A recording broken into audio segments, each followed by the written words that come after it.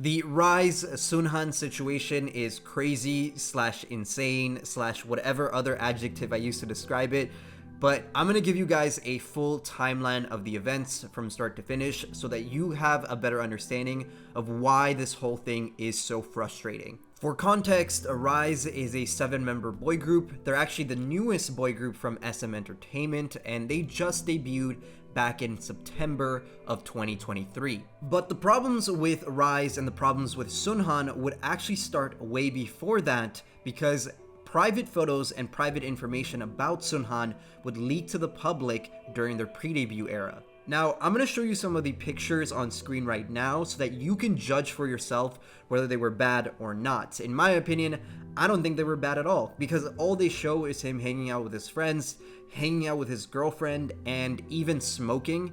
But again, all of this was happening before his debut, and in the West, especially like the international audiences, we see this as like normal like teenager behavior. But the Korean audiences didn't see it this way, because a lot of them felt like it ruined Seunghan's idol image, and it also put the other members at risk. And again, let me remind you that all of this is happening pre-debut. Seunghan would then release an apology on August 30th, 2023, where he would basically say that he let the fans and the company and the other members down, and that he would try to be better in the future. SM Entertainment would also respond, and they would say that the distribution and the leakage of certain material is considered illegal, and that they would be looking into the accounts that were reposting the pictures. Now, I guess I'm putting myself at risk a little bit by showing you the images. SM Entertainment has actually taken down a video from me before, but I really hope that they don't touch this video, because it would be really weird if they came after me when I'm just reporting on it, but not on the actual people that are spreading this misinformation. The interesting thing is that some accounts actually ended up getting deactivated, and some of the people actually ended up releasing apologies for spreading that misinformation. But for the most part, Riize was still good to go. They were able to debut like normal, and they were able to promote their debut song with all 7 members. But then on November 22nd, 2023, SM Entertainment would announce that Seunghan would be taking an indefinite hiatus. This hiatus would end up being super long. We're talking about 10 to 11 months where he was just gone from the group, and he was only brought back earlier this week in October. SM Entertainment actually made it very clear that they did have plans for him to come back, and the other Riize members talked very positively about his return to the group. His return would happen on October 11th, 2024, which, as of the recording of this video, was only a few days ago. And he would then go onto his Weverse account to post a letter where he would once again apologize for his past actions and promise to be better in the future. Let me remind you that he has done nothing wrong and he is completely innocent, but he is still feeling pressured to apologize yet again for something that he should not have to apologize for. Seunghan, prior to his return, was also accused of making fun of Yoonchae, which is a member from LE SSERAFIM, which turned out to be false. And then he was also accused of associating with Youngso, which is an Islet member. I don't really know what they mean by associating with her, but regardless, both of these situations were confirmed to be false.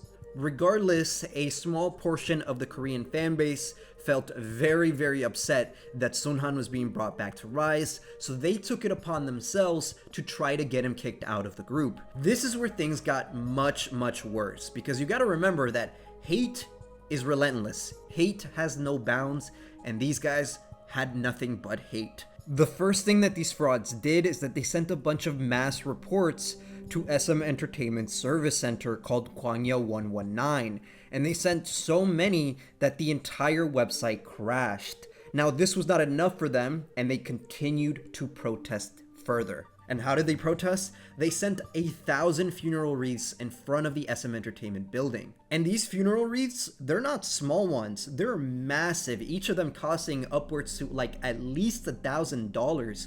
So you do the math. This is an insane amount of money that people are spending just to try to destroy a man's career. SM Entertainment cannot get these funeral wreaths removed because they are on public property, which means that they are protected, as technically they count as a protest. These freaks would take it even further, because they would go to the site of these funeral wreaths and they would dance in front of them, doing TikTok challenges and making fun of Seunghan even more.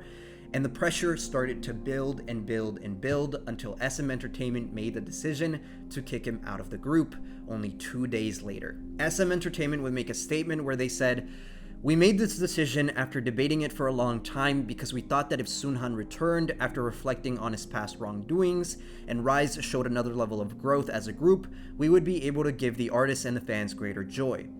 However, after the announcement of his return, we ruminated carefully on each and every one of the opinions and responses sent in by the fans, and we realized that our decision had actually hurt fans more and caused them greater confusion instead." Seunghan would then release a handwritten letter where he would once again apologize, and he said, "I don't want to cause any more hurt or confusion for the fans, and I don't want to harm the members any further, and I also don't want to hurt the company any further." Reading this statement is absolutely devastating because he did nothing wrong. This is his third or fourth time apologizing for something that I don't think he should be apologizing for. Being a teenager and doing the things that he did is not a crime. So why is he being treated like a criminal?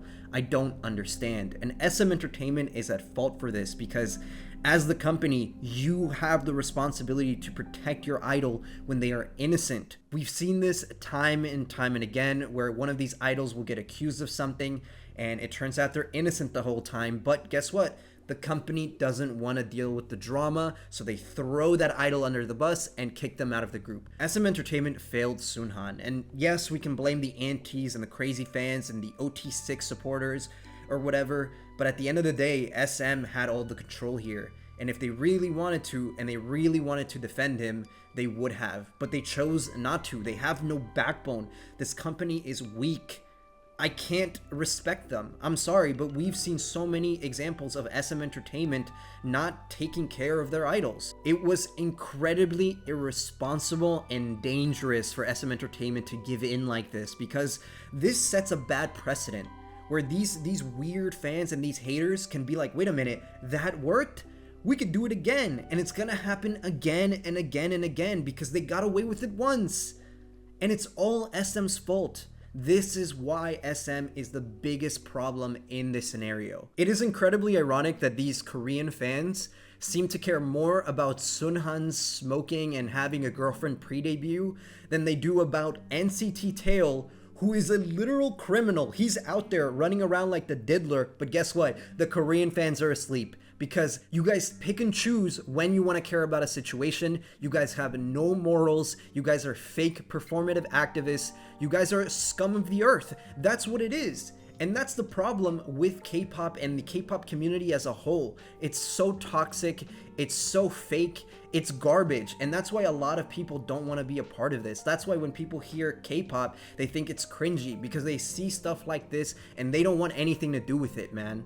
I think this brings up a larger issue within K-pop, and as it becomes more global, the values that the Korean audiences care about and the values that the international audiences care about are very, very different. I don't want to say the word culture war, but there is a big cultural difference in the things that we tolerate and the things that we are okay with and the things that the Korean audiences are okay with.